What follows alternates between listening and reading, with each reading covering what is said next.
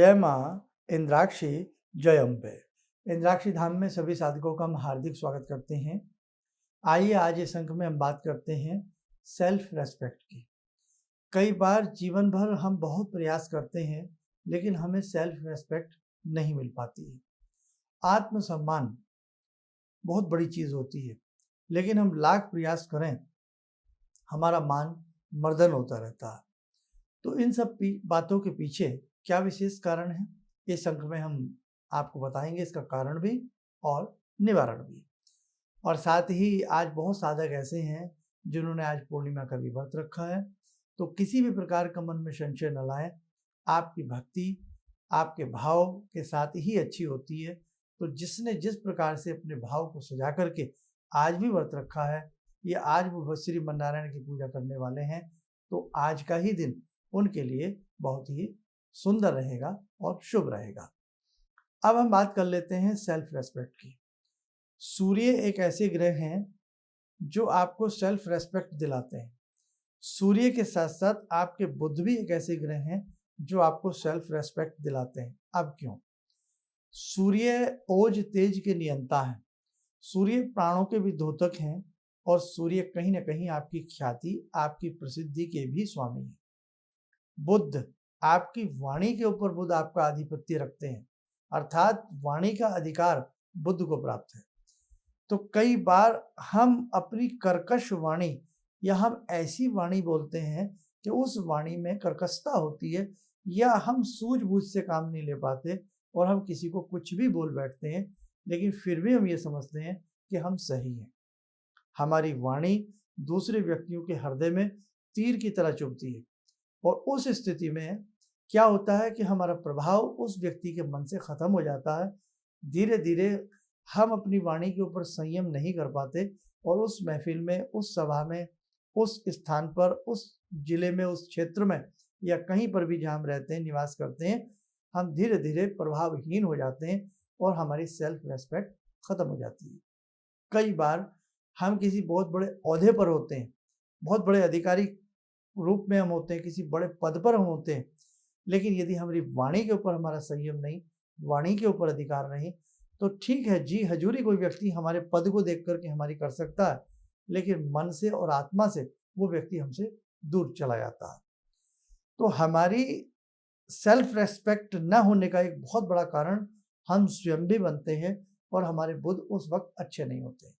दूसरी बात, आपके बुध अच्छे हैं, आपकी वाणी अच्छी है, आपकी सूझबूझ अच्छी है, आपका व्यक्तित्व अच्छा है, सारी चीज़ें आपकी अच्छी हैं, लेकिन फिर भी आपको मान सम्मान नहीं मिल रहा है, फिर भी आपकी सेल्फ रेस्पेक्ट नहीं हो रही है, तो निश्चित तौर से आपके बुध अच्छे नहीं, निश्चित रूप से फिर आपके वहाँ सूर्य अच्छे नहीं। और सूर्य अगर बहुत ज़्यादा कमजोर होंगे तो आप माने ना माने, जैसे ढलता सूर्य होता, डूबता सूर्य होता, वैसे हमारा मान सम्मान भी धूमिल होने लगता। आपके प्रथम भाव में ही, आपकी कुंडली के प्रथम भाव में ही आपके सूर्य कमजोर हों, शत्रु राशि के हों, या यूं कहें कि आपके सूर्य कहीं पर भी बैठे हों आपकी कुंडली में और वो बहुत ही ज़्यादा कमजोर हों, और उस वक्त में जब दशा सूर्य की आए तो स्थिति भी ऐसी बन रही हो कि सूर्य के संग कोई विरोधी ग्रह बैठा हो, तो वो स्थिति बद से बदतर हो जाती है। कई बार सेल्फ रेस्पेक्ट उस हद तक हमारी चली जाती है कि ये मान लें कि कोई भी व्यक्ति हमारी तरफ बोलने की तो बात बहुत दूर की है, देखना पसंद नहीं करता। जो व्यक्ति कल तक आपको सलाम ठोकते थे, आपको अदब करते थे, आपका रेस्पेक्ट देते थे, वही व्यक्ति आपसे मुंह फेर करके चलने लगते हैं। तो भैया ध्यान रखें, आपकी कुंडली बहुत बड़ी इन सब चीज़ों के पीछे कारक बनती है। आपकी कुंडली में अनेकों कारण छिपे होते हैं जो आपके मान सम्मान की भी परिभाषा आपको बता देते हैं। कुंडली ना हो तो हाथ की रेखाएं, किसी मर्मज्ञ को अपने हाथ की रेखाएं जरूर जीवन में एक बार पढ़वाया करें। और जो भी आपके जीवन में तकलीफ है, मान सम्मान की, सेल्फ रेस्पेक्ट की, वाणी की, धन की, तो वो क्यों है, कौन सा ग्रह ऐसा है जिसको हम पावर में लाएं, कौन सी युति ऐसी है जिसका पावर में लाएं, वो उपाय करें, अपने जीवन को धन्य बना सकते हैं। उसी के साथ साथ सेकंड बात और ध्यान से आप सुनें कि यदि हमें लगता है कि साहब जैसे आज हमने आपसे बातें की हैं कि आपका सूर्य और बुध, तो उस स्थिति में बुधवार के दिन आप अपने बुध को उत्तम बनाने का प्रयास करें। आप अपने बुध के बीजात्मक मंत्र को पढ़ें, बुधवार के दिन गणेश चालीसा पढ़ें, गणेश स्तोत्र पढ़ें और रविवार के दिन आप आदित्य हृदय स्तोत्र पढ़ें, सूर्य भगवान को जल दें और गायत्री मंत्र की 3 माला करें। आप इतना भर यदि करते हैं और आपको इसी से लगने लगेगा कि धीरे धीरे आपके जीवन में आपके मान सम्मान में बढ़ोतरी हो रही है, तो आपको बहुत अच्छा, बस उसी चीज़ को पकड़ करके आगे बढ़ती रहिए। जहाँ गायत्री की 3 माला करते हैं, 5 प्रारंभ कर दीजिए, 5 करते हैं, 11 कर दीजिए। गायत्री मंत्र एक टॉर्च की तरह कार्य करता है। जैसे अंधेरे में टॉर्च जला दीजिए कि दम रोशनी हो जाती है। जैसे रात्रि है और जैसे जैसे भोर होती है, सूर्य की किरणें पूरे वातावरण को प्रकाशित कर देती हैं और रोशनी छा जाती है, वैसे ही गायत्री मंत्र कार्य करता है। जब साधक ढंग से गायत्री मंत्र को करे तो निश्चित तौर से उसके जीवन के अंधकार छट जाते हैं, कषाय कल्मश दूर हो जाते हैं, उसके जीवन में प्रकाश आता है, प्रकाश की तरफ वो व्यक्ति बढ़ने लगता है और आत्मसम्मान तो फिर उसका होगा ही होगा, कहीं ऐसी कोई दिक्कत नहीं आएगी। इसलिए गायत्री मंत्र ऐसी स्थिति में जहाँ सेल्फ रेस्पेक्ट ना होती हो, गायत्री मंत्र बहुत बड़ा कार्य करता है। और वहाँ रत्नों का चयन करना कि हम पन्ना पहने या हम माणिक्य पहने, तो उस स्थिति में भी कोई सुलझा हुआ व्यक्ति आपकी कुंडली देखकर बता सकता है कि आप बुध के लिए रत्न पहन लें, आप सूर्य के लिए रत्न पहन लें, क्योंकि हर व्यक्ति बहुत बड़ी साधनाएं भी नहीं कर सकता। फिर रत्न जो होते हैं वो डूबते को तिनके का सहारा। हालांकि सबसे पहली थ्योरी किसी भी काम को बेहतर करने के लिए भगवान की साधना आराधना होती है। भगवान के नाम से बड़ा कोई रत्न नहीं हो सकता। लेकिन जब हमें लगता है हम इतनी पूजा पाठ नहीं कर सकते, इतना समय नहीं दे सकते, जिंदगी बहुत भागती दौड़ती है, फिर रत्नों का सहारा लिया जाता है। वहाँ फिर चुना जाता है कि आप कौन सा रत्न पहने। ये तो जीवन है साहब, इसी में यदि हमें सेल्फ रेस्पेक्ट ना मिली तो फिर कब मिलेगी। और जिस व्यक्ति का मान सम्मान नहीं तो फिर तो कोई बात ही नहीं, फिर तो हम पशु के मानिंद हैं। जिसने आया आके डंडा मार दिया, जिसने आया आगे को चला दिया, जिसने आया पीछे को चला दिया। हमें मानव का तन मिला है, हमें मानव का रूप मिला है, तो ये कोई मामूली बात नहीं है।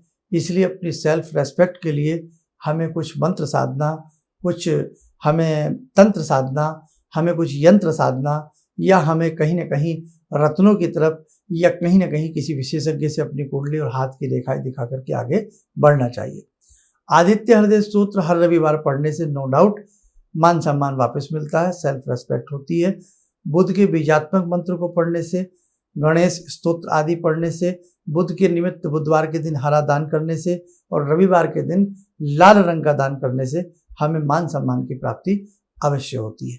अधिक जानकारी के लिए आप किसी मर्मज्ञ को अपने हाथ की रेखाएं या कुंडली भी दिखा सकते हैं। नहीं तो आप आदित्य हृदय स्तोत्र पढ़ें और गायत्री मंत्र अपने जीवन में अपना लीजिएगा। हम आपको लिख करके देते हैं, आपका मान सम्मान कोई रोक नहीं सकता, आपका मान सम्मान बढ़ेगा ही बढ़ेगा। गायत्री साधना से जो हम कहते हैं ना, बुध वाणी दोष उत्पन्न करता है, गायत्री साधना से बुध अच्छे होते हैं, गायत्री साधना से चंद्रमा अच्छे होते हैं और गायत्री साधना से मन अच्छा होता है, मन में शांति आती है, मन का विकास होता है और गायत्री साधना से जन्म जन्मांतर के दोष दूर होते हैं। इसलिए गायत्री साधना सर्वोपरि मानी गई है। आप गायत्री साधना करें और अपने मान सम्मान को बढ़ता हुआ आप जरूर देखेंगे। आइए, समय हो चला आज की ध्यान साधना का। जुड़ते हैं आज की ध्यान साधना में महाशक्ति महाकाल से, भगवान सदाशिव शंभु से। ओम आत्मा त्वं गिरिजामति सहचरा प्राणा शरीरं गृहं पूजा ते विषयोपभोग रचना निद्रा समाधिस्थिते संचारा पदयो प्रदक्षिण विदेः श्रोत्राणि सर्वागिरो यद्यात् कर्म करोमि तद्दखिलं शम्भोस्तवाराधनम् चन्द्रोद्भासित शेखरे स्मर हरे गंगाधरे शंकरे सर्पे भूषित कंठ कर्ण विवरे नेतृत्वे स्वानरे दन्ते त्वकृतसुन्दरां वरदरे त्रैलोक्यसारे हरे मोक्षार्तिं कुरु चित्तवृत्त्यमचलं मन्येस्तु किं कर्म वे वन्दे देव उमापतिं सुरगुरुं वन्दे जगत्कारणं वन्दे पन्नगभूषणं मृगधरं वन्दे पशूनां पतिं वन्दे सूर्यशशाङ्कवह्निनयनां वन्दे मुकुन्दप्रियं वन्दे भक्तजनश्रयं च वरदां वन्दे शिवं शङ्करम् ॐ कर्पूरगौरं करुणावतारं संसारसारं भुजगेन्द्रहारं सदा वसन्तं हृदयारविन्दे भवं भवानी सहितं नमामि भवं भवानी सहितं नमामि। कवच बना लें, ध्यान करें, सदाशिव शंभू का शिव आशीष हम सबके ऊपर बरस रहा है।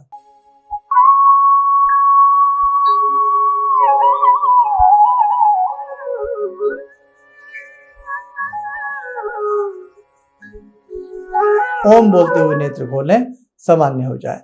देखो साधकों, बहुत सारी ऐसी विचारणीय बातें हैं। जीवन में ऐसी बहुत सारी मुसीबतें हैं जो ज्योतिष के आसान उपायों को करके आप दूर कर सकते हैं। बस समय रहते यदि हम कुछ ज्योतिषीय उपाय कर लें या किसी मंत्र साधना से जुड़ जाएं तो निश्चित तौर से आप अपने जीवन के हम समस्त संकटों को दूर कर सकते हैं। चलिए, आप सब लोग स्वस्थ रहें, सुखी रहें। इन्हीं शुभकामनाओं के साथ हम अपनी वाणी को विराम देते हैं। जय जय अम्बे। किसी भी समस्या के समाधान के लिए मिले प्रसिद्ध हस्तरेखा एवं वास्तु विशेषज्ञ प्रोफेसर धर्मेंद्र शर्मा जी से। नोट: शिविर में भाग लेने हेतु एवं व्यक्तिगत रूप से मिलने के लिए कॉल करने का समय सुबह 10 बजे से शाम 6 बजे तक। हमारे विभिन्न ज्ञानवर्धक कार्यक्रम देखने के लिए आप हमें अभी सब्सक्राइब करें, बेल आइकन को प्रेस करें ताकि आप देख सकें हमारा कार्यक्रम सबसे पहले। और अधिक जानकारी के लिए फेसबुक पेज को लाइक करना न भूलें।